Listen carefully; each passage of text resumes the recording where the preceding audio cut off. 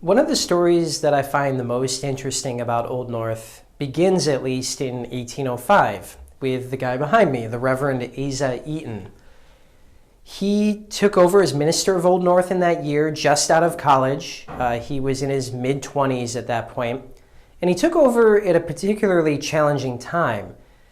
Old North was not yet the famous historic site that it is today, and the congregation had dwindled over time, and the church building itself was in need of restoration. In fact, it was literally missing its steeple, which had blown over the year before during a hurricane.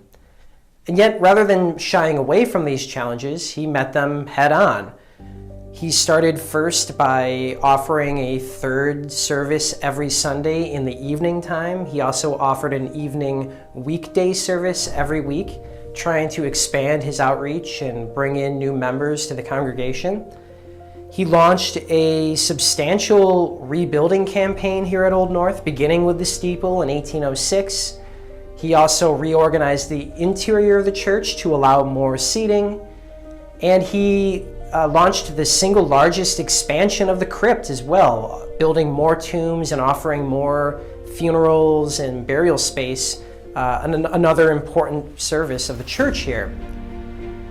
He was also an advocate for education and worked with the community here. He helped set up the Salem Street Academy, which used to be right next door to the church.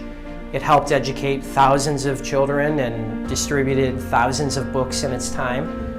He also helped set up one of the first Sunday schools in America, right here at Old North.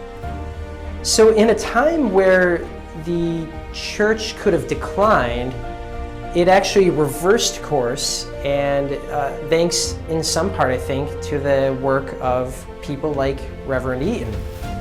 So that by the 1820s, about 15 years after he took over here, with Eaton still at the helm here at Old North, this church had become one of the strongest and most respected parishes in Massachusetts.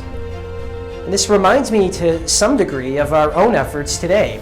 There's no guarantee that historic sites have to flourish or even survive. They do because people choose to work together to make it happen.